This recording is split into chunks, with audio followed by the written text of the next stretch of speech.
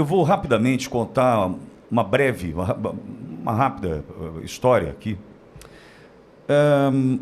Essa rádio, a Rádio Auriverde de Bauru, ela leva este nome, Auriverde, porque foi fundada no dia 7 de setembro, né? O dia da pátria, o dia da independência do Brasil, lá em 1956. Até 2017, a Rádio Auriverde de Bauru estava no dial, no AM, em 760 kHz. E ali, no mês de outubro de 2017, em função de todas as dificuldades impostas pelo mercado publicitário à época, quando tínhamos muita dificuldade de conquistar novos anunciantes e patrocinadores no AM, em função da fragilidade do sinal, enfim, em função das tecnologias que chegavam, o AM foi ficando para depois e até aquele momento nós lutávamos como uma Auriverde de Bauru, entretanto sucumbimos. Naquele momento, a Rádio Auriverde precisou se reinventar e se afiliou no dia 9 de outubro de 2017 à maior rede de rádios do Brasil, a Jovem Pan News. Naquele momento entendíamos, até em função do alinhamento que tínhamos, concluímos que era a melhor opção para uma cidade de 400 mil habitantes, na região central do estado de São Paulo, uma região que tem algo em torno de 1 milhão e 200 mil habitantes, oferecer uma programação naquele momento, como a Jovem Pan News oferecia, era o que tínhamos de melhor no jornalismo do Brasil, inclusive pela liberdade oferecida pelo Grupo Jovem Pan. Essa parceria seguiu até o último dia 23 de outubro, quando fomos expulsos da rede Jovem Pan.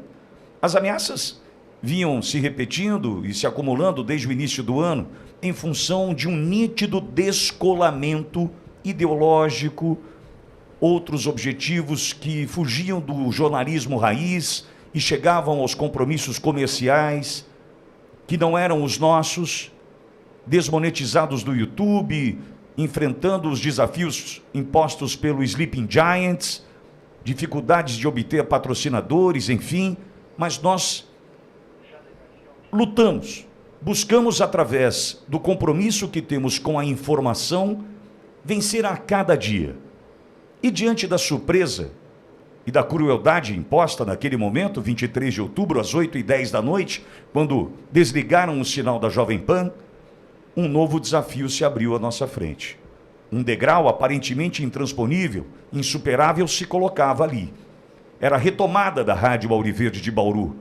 Em 12 horas, incríveis 12 horas, nossa equipe conseguiu fazer com que a Rádio Auriverde de Bauru, às 8 da manhã do dia 24 de outubro, entrasse no ar. No rádio, agora no FM, numa nova vida, e no YouTube, num canal onde conquistamos mais de 1,5 milhão de inscritos. Naquele momento, no dia 24 de outubro, nomes importantes foram chegando. Além dos clientes que continuaram a acreditar no nosso trabalho, apostaram nesse novo momento da Auriverde, aposta fundamental para que nós estivéssemos aqui hoje, outros grandes nomes foram chegando para deixar essa bancada ainda mais especial, fortalecida. Os nossos comentaristas de todos os dias aqui estão: Olavo Pellegrina Júnior, Eduardo Borgo, Ricardo Melão, Cláudio Cofani, Emílio Kerber, todos aqui. Só que somando a este time, chegaram grandes nomes. Rodrigo Constantino, Adriano Castro, Didi, enfim. E hoje, eu estou dizendo isso desde o início, desde quando formalizamos o nosso contrato, eu estou dizendo que hoje nós recebemos o camisa 10 desse time. E coincidentemente hoje nós aqui de verde e amarelo para recebê-lo. E não poderia ser diferente. O tapete está estendido para receber, para mim, aquele que é, há muito tempo, o maior nome do jornalismo do Brasil. E a idade me dá a liberdade de não esconder aqui ou guardar elogios. Eu estou no papel de tiete, meu xará, meu Alexandre Garcia, eu estou no papel de tiete e não tenho vergonha nenhuma em lhe dizer isso. O que eu quero lhe dizer é: seja bem-vindo, obrigado pela oportunidade que nos dá de recebê-lo nessa programação que te vê como nosso camisa 10, Garcia. Seja bem-vindo. Muito obrigado, meu querido Xará. É uma honra muito grande receber esse convite.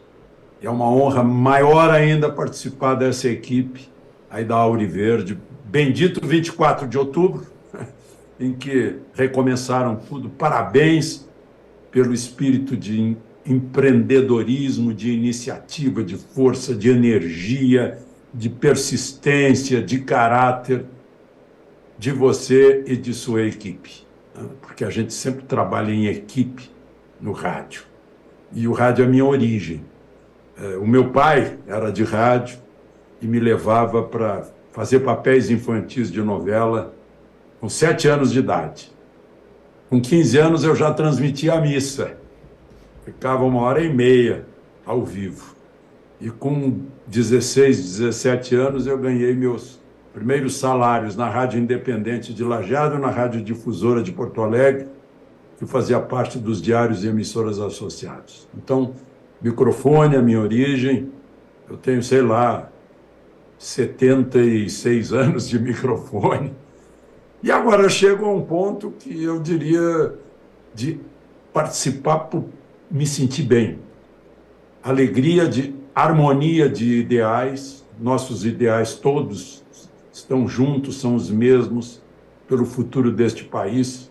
Verde e amarelo, na rádio Auriverde, que foi fundada no 7 de setembro de 1956. Parabéns aí pela resistência, meu xará, e parabéns à equipe toda. E eu estou à disposição para a gente conversar mais, se você quiser. Eu quero ir muito, eu quero ir muito. Aliás, já tem, nosso time está por aqui, inclusive para te receber com todo esse carinho. E a minha primeira pergunta, Alexandre, meu xará, nós temos hoje o dia da Proclamação da República e no hino que nós já veiculamos hoje, da Proclamação da República, um trecho diz: liberdade abra as asas sobre nós, nas lutas e na tempestade, enfim. Nós vivemos tempos difíceis com relação à liberdade. Você sente realmente ela fracionada, ela esfacelada hoje, Alexandre? Sem dúvida, infelizmente. Desculpa. Olha, que eu cobri Palácio do Planalto, Ministério da Economia, Brasília, nos anos 70, pelo Jornal do Brasil, que era o mais importante jornal do país. E nunca senti pressão como hoje. Nunca, nunca, jamais. Nunca senti sequer censura, porque dizem que houve censura na época. Eu nunca senti. Eu cobria política, cobria economia. E nunca senti, nunca ninguém me pediu ou me pressionou para dizer isso ou aquilo. E agora eu sinto isso. Né? Você falou aí do desligamento da Jovem Pan. Eu também fui desligado da Jovem Pan. Eu interpreto por medo da Jovem Pan, com medo. Né? Eu cheguei a reclamar que estavam me pagando salário e eu não entrava no ar. Eu disse, por favor, vamos encerrar, porque se eu não estou trabalhando para vocês, eu não tenho direito de receber. Né? Pelo medo, porque me perguntaram, me pediram para entrar ao vivo no dia 8 de janeiro e me perguntaram como é que eu explicava. Eu disse, foi uma catarse. O pessoal passou lá no acampamento gritando, sem ser ouvido. E aí explodiu. Foi essa a explicação que eu dei. E interpretaram como se estivesse estimulando a invasão. Tanto que, quando eu entrei no ar, a invasão já tinha acontecido. Mas, enfim, isso é passado. O interessante é que a gente se renova com esses estímulos. Queria registrar aqui, já que você registrou o que aconteceu com a rádio no 23 de outubro, eu digo o que aconteceu comigo logo depois do 8 de janeiro e no próprio 8 de janeiro. Mas, enfim, infelizmente é isso. Nós estamos... Ontem nós ouvimos a ministra Carmen Lúcia repetindo o que havia dito ministro Barroso nesse seminário do Estadão lá na Universidade Presbiteriana Mackenzie. Eles partem de um enunciado, de uma premissa que não é verdadeira, dizendo nós agimos assim para defender a democracia que estava em perigo, defender a Constituição que estava em perigo. Não estava. Não estava em perigo. Então, usaram métodos antidemocráticos, fora do devido processo legal, fora do Estado democrático de direito, né? Com maior pré-julgamento, as pessoas já são chamadas de terroristas, de atos antidemocráticos. Qualquer manifestação é chamada de ato antidemocrático. Como assim? É exatamente o oposto. A manifestação é um ato democrático, seja qual for, desde que não tenha violência. Manifestação pacífica está prevista na Constituição. O direito de reunião sem armas está lá na cláusula pétrea do artigo 5º, que não tem sido obedecida. Essa cláusula pétrea não pode sequer ser objeto de mudança no Congresso, mesmo com o poder original dos congressistas de mudarem a Constituição, menos as cláusulas pétreas. Aí só uma Assembleia Nacional Constituinte eleita com essa finalidade. É o direito de reunião, a liberdade de expressão, a liberdade de pensamento, a liberdade de expressão sem anonimato, o asilo inviolável do domicílio, o sigilo da correspondência, das comunicações, o direito de ir e vir, tudo isso foi afetado. Usaram a pandemia como experiência, aliás, foi um grande engodo mundial, né? Que foi um teste de poder sobre as pessoas, manipulando as pessoas pelo medo. Todo mundo sabe que a pessoa que entra em pânico, ela fica paralisada nos seus pensamentos, nas suas decisões. Usaram isso, assustaram as pessoas com a contribuição da mídia tradicional. Incrível. Tanto que na CNN eu participava de um programa chamado Liberdade de Opinião, e quando eu insisti naquilo que eu via todos os dias, minha mulher médica curando pessoas, tratando as pessoas com Covid, curando em 3 dias, ninguém foi hospitalizado. Eles insistiam que era proibido dizer que a doença tem tratamento. É incrível. Até o câncer tem tratamento. Mas essa tal Covid aí, não tem tratamento. Como assim não tem tratamento? Tem até prevenção. Cada vez que eu vou receber, eu recebi aqui no fim de semana 60 pessoas aqui na minha casa, festejando meu aniversário, da minha mulher, nosso aniversário de casamento. Um dia antes, tomei 3 comprimidos pelo meu peso, peso 86 quilos, por aí. 3 comprimidos de vermectina. Para me proteger, para não acontecer. Eu dou um abraço em alguém que está com Covid, não vai me acontecer nada. Mas é proibido dizer isso. Então não é só a falta de liberdade para expressar ideias políticas. É para aquilo que eles acham que é o que tem que ser. Eles quem? Essa gente do politicamente correto. Os que têm uma ideologia de censura. Né? Tal como o 1984 do George Orwell. Eles são o grande... Nós traduzimos por grande irmão, né? Big Brother. Big Brother quer dizer em inglês o irmão mais velho. Mas, enfim, nós temos os nossos ingleses por aqui. Mas que comanda tudo. Então, é alguém que quer comandar a sociedade de hoje. E a gente tem que resistir pela liberdade. A liberdade é o nosso mais precioso bem depois da vida. Né? Vida e liberdade. Está lá na Constituição, no artigo 5º. Nossa bela Constituição, tão desrespeitada, na cara de todo mundo. Em 1970, nos anos 70, nós, no Jornal do Brasil, no Estadão, na Folha de São Paulo, né, nós reagíamos. Hoje não se reage mais. O sujeito mexe na Constituição, faz um agravo à Constituição, dá umas palmadas na Constituição e nós silenciamos, ficamos omissos. Agora que está acordando o Rodrigo Pacheco e a OAB, agora que estão acordando. Né, Xará? Alexandre, conosco um conterrâneo teu, deputado federal Maurício Marcon, estava conversando conosco aqui. Eu falei, Alexandre vai estrear conosco hoje às 9, o Garcia vai estar conosco às 9. Poxa, eu quero dar as boas-vindas para ele também. Aliás, companheiro de todas as horas, viu, Garcia? Nosso querido Marcon. Marcon, Alexandre Garcia na tua escuta, Marcon. Bom dia, Alexandre. Eu tive, né, a honra de conhecê-lo num evento que acho que marca muito o meu mandato, né, que é a defesa da vida, né, a defesa de quem não pode se defender, que ainda estava na barriga da mãe, né? Mas eu queria ouvir de ti, com essa tua pequena experiência, Alexandre. A gente teve uma situação nos últimos dias agora, dessa visita de comandante de Comando Vermelho lá em Brasília, recebida por ministros.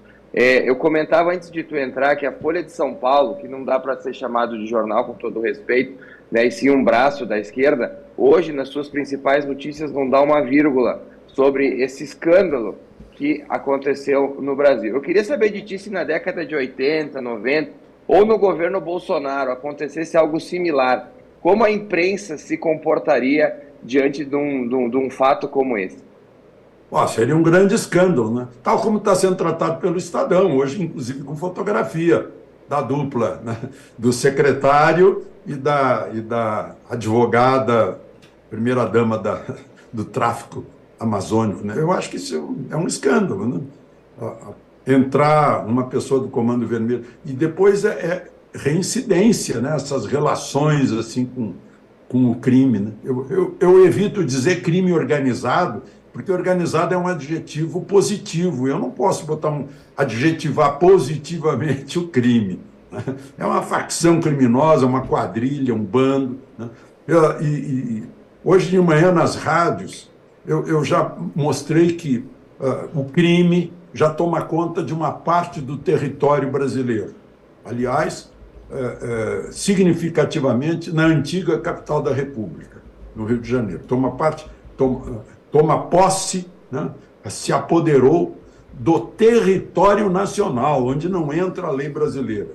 Depois, nós sabemos, o crime elege representantes nos legislativos, municipais, estaduais e federais, né?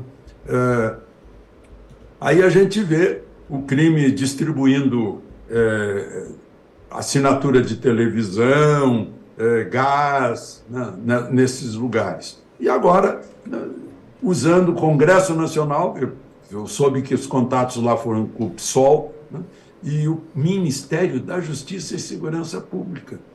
Então, são os tentáculos do crime se apoderando do Estado brasileiro. Se a gente deixar, como a população carioca deixou por décadas acontecer, lá pelas tantas, perdemos o controle do Estado brasileiro, que existe em função da nação brasileira, e a nação somos nós, eleitores, pagadores de impostos, cidadãos, né? Não podemos calar, nós somos a origem do poder, então nós não podemos calar. Agora, eu vejo, triste, né, que a chamada imprensa tradicional, mídia tradicional, assiste calada a tudo isso, né? Não cobra omissões da OAB, do presidente do Senado, não cobra um silêncio. Acontece assim, desrespeitam a Constituição. Imagina que o Supremo transfere, o Supremo, que não tem o poder sobre uma cláusula pétrea, ainda transfere esse poder que ele não tem para prefeitos. Durante a pandemia foi o que aconteceu. E todo mundo ficou calado. Uma coisa incrível. Esse todo mundo, eu digo, eu estou generalizando, né? Houve vozes, como a do deputado Marcon, né? como tantos outros senadores e deputados, mas que não tiveram o devido eco na mídia tradicional. E aí parece que vai morrendo, os eleitores, os cidadãos ficam cobrando de deputados que são dinâmicos, né? E que, no entanto, não são publicados, não se tornam opinião publicada. Esse é o problema de hoje. É porque começou lá na faculdade. Começa na faculdade o professor militante abduzindo o cérebro dos futuros jornalistas. É isso que acontece, Marcon. Alexandre Garcia, conosco aqui também, nosso comentarista, Dr. Olavo Pellegrina Júnior. Olavo, Alexandre Garcia na tua escuta. Olavo. Alexandre, tenho que dizer que sou seu fã, eu te ouço todo dia. E é uma honra poder fazer uma pergunta. A sua história, a história se confunde com a história do Brasil, sua participação no jornalismo, desde coberturas de guerra, guerra das Malvinas, Angola, independência da Namíbia. você foi aí o intermediador do debate, Lula e Collor, você cobriu eleições presidenciais, enfim. E relatou agora há pouco para nós aqui que nunca viu ou nunca presenciou, nunca sentiu a censura ou essa tentativa de autocensura que nos é colocada a cada dia. O dever ético do jornalismo em falar a verdade, essa combatividade de trazer a verdade para a população, mesmo enfrentando um sistema, te faz brilhar os olhos? Sem dúvida, é estimulante. É estimulante, né? Eu estava lembrando aqui, né? Eu lembro, estava lembrando que lembro, né? Divertido, quando derrubaram Getúlio e foi eleito o Dutra. Interessante, né? Nós derrubamos um ditador e elegemos um ministro da guerra do ditador. Depois o ditador volta com um voto popular, Getúlio. Eu lembro do suicídio de Getúlio. A notícia provocou a interrupção das aulas no ginásio Cristo Rei em Estrela. Eu lembro da eleição difícil do Juscelino, das tentativas de impedir a posse do Juscelino, da construção de Brasília, sob a pressão opositora do Carlos Lacerda, por quem eu torcia. Depois vem Jânio Quadros, foi meu primeiro voto à presidência da República, seria o salvador da pátria, né? Na minha cabeça de jovem eleitor, 1960, 3 de outubro. Eu fui cobrar isso do Jânio na casa dele em Guarujá, levei o título de eleitor, eu vou cobrar. Começamos a conversar ao meio-dia, às 6h30 da tarde, eu já estava abraçado nele, pedindo para ser candidato de novo. Ele invadiu, ele invadiu meu espírito, né? Com uma capacidade de argumentação sensacional. Eu vi 64, 31 de março, inclusive estava defendendo uma prefeitura de um ataque do Grupo dos 11, lá no interior do Rio Grande do Sul, em Encantado. O prefeito Adilar Giuseppe Bertual foi me chamar em casa, que estava precisando de voluntário, que o Grupo dos 11 ia atacar a prefeitura. Quando viram, esse é o poder dissuasório das armas, quando viram que haveria resistência, atacaram o padre vigário, padre Ernesto Alite, a tiros. Isso, só para a gente saber o que foi o 31 de março. Depois eu passei todo esse período de generais presidentes, com eleição indireta pelo Congresso, e participei, eu era porta-voz, um dos porta-vozes, era o terceiro na hierarquia de Figueiredo, e Brizola, por sermos conterrâneos, me pediu para interceder no encontro com Figueiredo, e aí começou a abertura pacífica. Brizola me disse, eu vou propor ao presidente Figueiredo que ele segure os radicais dele, que eu segure os meus. Eu participei de encontros secretos do presidente da República no apartamento do Freitas Nobre, que era líder do MDB. Promovi o encontro do líder do PDT, Alceu Colares, com o presidente Figueiredo. Tudo isso ajudando a juntar os corações que queriam democracia e paz, e foi feita uma transição pacífica. Então, acho que eu participei um pouco da história do Brasil. Levei o Silvio Caldas para o presidente da República para pedir o memorial JK. A JK era caçado, e eu ouvi Figueiredo dizendo para a dona Sara, a senhora vai ter o terreno e a minha contribuição para construir o memorial, para desfazer uma injustiça que a Revolução fez com o seu marido. A senhora aqui é a dona da casa, é a eterna primeira-dama. Eu assisti Figueiredo dizendo isso à dona Sara. Então, de certa forma, participei da história do Brasil e nunca vi nada como hoje. A Suprema Corte, eu lembro, eu cobri Supremo durante muito tempo. Os ministros vinham a pé do outro prédio. Vinham a pé, de toga, atravessavam a rua, vinham pela calçada e as pessoas estavam ali aplaudindo e cumprimentando os ministros. Hoje é impossível eles andarem na rua sozinhos. Será que não param para pensar por quê? O que está acontecendo? Onde foi que nós erramos? Deputado. Alexandre, aqui, conosco também aqui, Eduardo Borgo, te apresentar o Borgo, Alexandre, vereador em Bauru, é um advogado e nosso comentarista também. E, embora não seja o dia de escala do Borgo, fez questão de estar aqui para te receber. Borgo, Alexandre Garcia, na tua escuta. Bom dia, professor Alexandre Garcia. Confesso que dá um friozinho na barriga, tá? Não tenho essa experiência toda do Pittoli, do senhor que tem... Eu vou chamá-lo de professor, se me permite, que eu acho que é uma grande honra aos professores.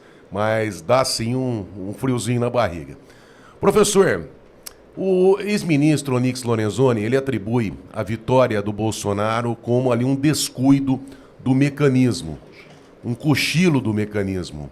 E hoje nós estamos vendo, o ministro Gilmar Mendes diz que se passasse a PEC, né, projeto de emenda à Constituição, limitando ali com poderes do Congresso, cassar decisões inconstitucionais do Supremo, seria considerado inconstitucional. Quer dizer, ele já antecipa uma votação desnivelando a autonomia entre os poderes. O senhor acredita que foi realmente um cochilo do mecanismo? Nós temos a chance, teremos a oportunidade de termos essa luta pela liberdade, pela democracia novamente, ou o mecanismo não encontrará limites para caçar as nossas liberdades? Vereador Borgo, olha só, enquanto a gente não tiver o comprovante impresso do voto, a gente fica na dúvida. O comprovante impresso do voto é uma garantia, é um selo de autenticidade da urna. Eu não levanto suspeita, mas eu digo, vamos tirar a dúvida, pelo amor de Deus, por que não quiseram? Eu lembro que aquele projeto do Bolsonaro foi aprovado por uma imensa maioria do Congresso, da Câmara e do Senado, foi para a presidente Dilma, ela vetou, o veto da presidente foi derrubado e um único ministro do Supremo, né, numa decisão monocrática de uma liminar, suspendeu uma decisão de, acho que era 77% dos congressistas, dos 594 congressistas. É uma coisa que precisa, que não pode continuar. Está lá uma PEC agora no Senado para fazer isso. Mas aí, o cúmulo do pré-julgamento, nunca se viu isso na história da Suprema Corte do planeta Terra, provavelmente. Antes mesmo que seja aprovada a PEC, um ministro do Supremo já antecipa que ela vai ser derrubada. Ela nem existe ainda como emenda constitucional, é uma proposta. Nem existe ainda. Esse é o aborto ainda na primeira semana de fertilização, é uma coisa incrível, né? Que não aconteceu nada ainda e o ministro já anuncia que derruba. Eu nunca vi nada igual. E outra coisa, já que me chamou de professor, eu fico me perguntando por que as pessoas que são professores e professoras têm vergonha de serem chamados de professor, inventa educador, pedagogo. Que bobagem é essa? É professor que o povo entende, né? É a mania de misturar, assim, a pessoa tem um certo complexo de inferioridade, então quer mostrar erudição e usa palavras mais bonitas, eufemismos. Eu queria aproveitar para registrar esse desabafo. Conosco também, Alexandre, Ricardo Melão. Melão foi deputado estadual aqui em São Paulo pelo Novo e também é nosso comentarista. Melão, Alexandre Garcia, na tua escuta. Grande Alexandre Garcia, aliás, queria aproveitar aí a sua estreia, essa oportunidade que eu estou tendo de falar com você a primeira vez. Primeiro para dizer que eu já te acompanho desde pequenininho, porque eu me lembro bem, década de 90 você tinha um quadro que eu adorava, criança, que era aquele que você brincava, pegava congressistas em situações ali que eles estavam meio distraídos, tal, e fazia uma brincadeiras, ficava mostrando aquilo lá, era uma coisa lúdica da política, e eu, criança, adorava. Então, desde lá, eu acompanho aí o seu trabalho, a sua trajetória, e hoje acompanhando suas opiniões, né, em todos os veículos que você passou.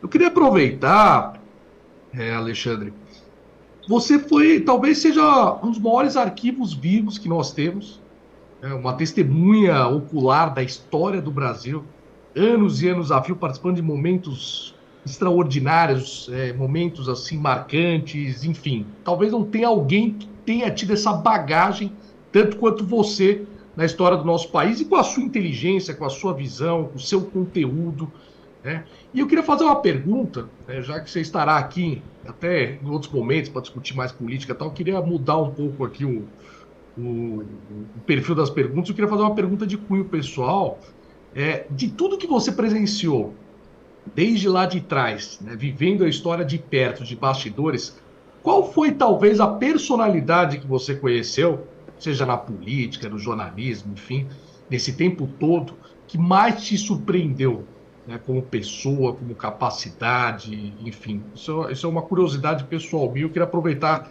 esse programa aí de estreia teu para te fazer essa pergunta. Olha, talvez assim me ocorre. Eu disse, puxa, eu nunca pensei nisso, mas tem que ser o primeiro nome que vai aparecer: Roberto Campos. Roberto de Oliveira Campos. É porque ele me convidava para café da manhã com ele. Claro que não foram muitas vezes, mas umas 3 ou 4 vezes. E era uma aula em que eu saía assim, embasbacado. Eu saía eu disse, meu Deus, o que eu aprendi hoje? E as palavras, ele era um frasista, bem-humorado, ele sabia encontrar a graça, o humor nas frases, né? Mas a outra pessoa que também me impressionou muito é o Golbery Couto e Silva, com quem eu convivi. E Golbery falou de Roberto Campos um dia para mim, dizendo assim, olha só que país estranho. O Roberto Campos é eleito pelo Mato Grosso e o Juruna é eleito pelo Rio de Janeiro. Que país estranho, ele me disse. Me deu até lições de jornalismo. Ele me perguntou um dia se a notícia altera o fato. O fato é um e a notícia é outro. A notícia não muda os fatos continuam mais fortes que a notícia, ainda que ela tenha deturpado o fato. Outra coisa, ele me dizia que aqui no Brasil as pessoas esquecem muito rápido. Então a gente deve ter muito cuidado para não deixar que as pessoas lembrem por mais de um dia. Então é melhor não falar do assunto que se a gente está contrariado com algum assunto, melhor não falar nele, porque senão fica lembrando. Ele chegou a dizer um dia para mim assim, vocês, olha quem é o sujeito das frases de vocês a toda hora. É Lula. Vocês vão acabar elegendo esse homem. Pois é. Então, eu acho que poria os dois aí, Golbery e Roberto Campos. E conosco uma última questão, Alexandre. Emílio Kerber, jornalista, escritor. Emílio, Alexandre Garcia na tua escuta. Oi, Emílio, que prazer revê-lo.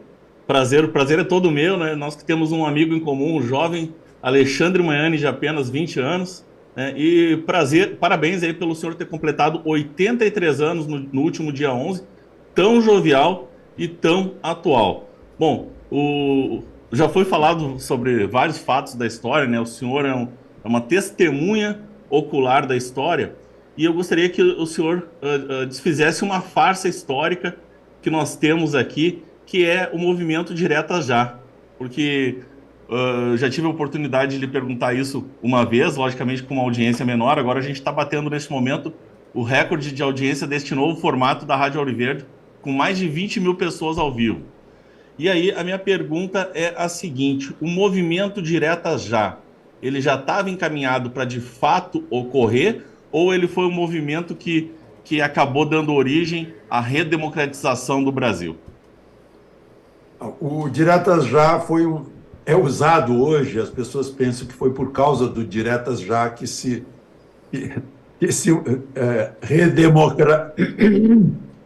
redemocratizou ou se devolveu o poder aos civis.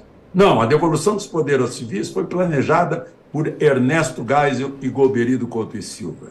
Eu cobria Palácio do Planalto e acompanhava isso, né? E Figueiredo foi escolhido para ser o candidato da Arena, né? Enfim. porque não dava para dar para um general linha dura. Tinha que dar para um general como foi Figueiredo. Né? Se for contra a democracia, eu prendo e arrebento. Se eu ganhasse salário mínimo, eu daria um tiro na cuca. Né? Essas coisas do Figueiredo. Tinha que ser esse temperamento, para devolver. Né? Conversar com o Brizola. Quando eu fui dar o recado do Brizola para ele, ele me olhou assim, e você acreditou? Eu disse, presidente, eu não tenho que acreditar ou não. Eu sou o mensageiro. É mensagem de Garcia para o senhor. Né? E, então, o Diretas já surgiu lá com a emenda Dante de Oliveira. Né? Começou em Goiânia, se não me engano, explodiu em São Paulo. Eu lembro que a Globo não queria cobrir, mas quando viu que era grande o movimento, cobriu. Mas nós que cobríamos Congresso Nacional sabíamos que não teria voto para isso. E não teve. Né? Passou depois a emenda. Né? E a emenda já tinha passado prevendo a eleição direta.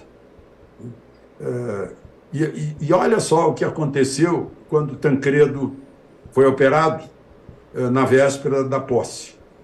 E deram posse a Sarney. Passaram por cima da Constituição. A Constituição dizia que, na falta do presidente, assume o presidente da Câmara, doutor Ulisses, por 90 dias. E, ao fim de 90 dias, convoca eleições. Novas eleições. Que já seriam diretas, porque a emenda já tinha passado. Não serviu para um momento e serviu para o outro. A emenda já tinha passado. E aí seria a eleição direta. E não houve nada disso, tomou posse o Sarney. Passaram por cima da Constituição e ninguém disse nada. Eu estou dizendo aqui, o presidente Sarney já me ligou, não, mas foi a interpretação do Afonso Arinos, porque tinha um ou, vírgula, não sei o quê. Não era nada. Eu li no estúdio da TV Manchete, li a Constituição e disse, portanto, vai assumir o presidente da Câmara, doutor Ulisses Guimarães, que convocará eleições em 90 dias que serão diretas. Aí entrou o Roberto Dávila no estúdio, não é, o Afonso Arinos está dando entrevista para a Globo dizendo que toma posse o Sarney como vice. Mas vice de quem? Se o presidente não tomou posse, ele não é vice de ninguém. Tanto que o Figueiredo me disse que não passou a faixa para o Sarney porque era contra a Constituição. Então, mais um pouquinho de história. Eu vou botar tudo isso no livro de lembranças que eu comecei a escrever agora. Né?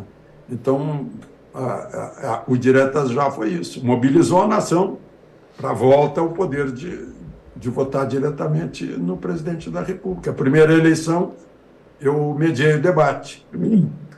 Collor e Lula, no final. Né?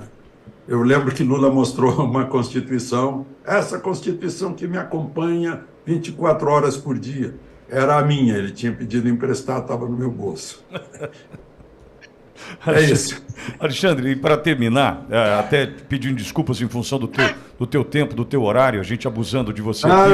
Eu previ horário para ficar com vocês na Auri Verde. Obrigado, Alexandre.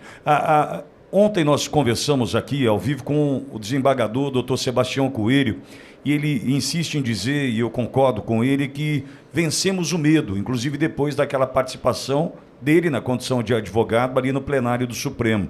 E tem muitos brasileiros hoje saindo às ruas de verde e amarelo, inclusive, para uma volta, né? Do verde e amarelo, tomando conta de avenidas, praças, Brasil afora. Qual a tua mensagem para esse brasileiro que acordou nesse 15 de novembro, disposto a continuar e a lutar pelo Brasil, Alexandre? Olha, que dê uma olhada na Constituição e veja que todo poder emana do povo, que será exercido por seus representantes ou de modo direto. Então, isso é democracia. Democracia é quando o povo manda. Quando o povo não manda porque está com medo, não é... Passei a noite toda de ar-condicionado nesse calorão aqui, o resultado é uma manhã cheia de pigarro. Né? Então, a mensagem é essa. Né? Nós somos os donos desse país. Nós é que mandamos nesse país, porque esse país tem que ser uma democracia, e mesmo porque nós é que sustentamos o Estado com os nossos impostos. E eu não falo nos impostos diretos, estou falando em tudo que a gente paga embutido, em tudo que a gente compra. Na verdade, quem paga imposto é o consumidor. Nós somos os consumidores, temos esse poder. Né? Temos o poder do voto. E não é apenas de jogar, apertar a tecla e esquecer. Temos que fiscalizar e cobrar. Fiscalizar e cobrar os nossos empregados. Se eles são mandatários, e se o presidente da República é o primeiro mandatário da nação, nós somos os mandantes. Não podemos esquecer isso. Como eleitores, como contribuintes, como cidadãos. Democracia começa dentro da gente, tendo noção disso. Aqui em cima da minha casa, eu ainda não prestei a continência à minha bandeira. Eu vou sair lá fora e dar bom dia para ela. Ela representa o país, representa vocês, representa nós todos. Então eu fico danado da vida quando alguém desrespeita o hino nacional que nos representa também. É por isso, são símbolos. Ah, é babaquice. Não, não é. É símbolo da terra. Isso que nos faz. Eu tenho essa formação porque o meu avô punha a bandeira durante toda a Semana da Pátria na fachada da casa, lá em Cachoeira do Sul, porque as minhas professoras do Jardim da Infância, do curso primário, nos ensinaram e nos fizeram cantar o hino, reverenciar a bandeira todos os sábados nas horas cívicas, para formar cidadão. Essa força do país, olha o tamanho do patriotismo de um americano e olha a consequência. É a nação mais poderosa do mundo. Isso é o poder começa dentro da gente. Então era isso, muito obrigado pelo convite, meu xará. É um prazer muito grande, nós começamos bem hoje e vamos continuar todos os dias com os ouvintes da Auriverde, a poderosa Auriverde. Camisa 10, essa é a camisa que você veste a partir de hoje nesse time, Alexandre. Muitíssimo obrigado pela oportunidade, pela confiança.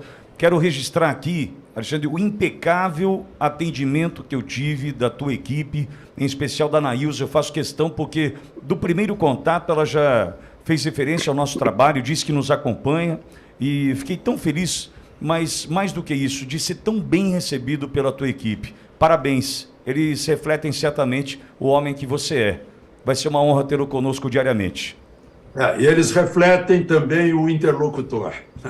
Isso é recíproco. Muito obrigado, meu xará. Alexandre Garcia, a partir de agora, diariamente conosco, dentro do Jornal da Auriverde. Obrigado, Alexandre. Saúde, felicidades, vida longa. Feliz aniversário atrasado para esse querido e tão estimado. Obrigado, Alexandre. Obrigado.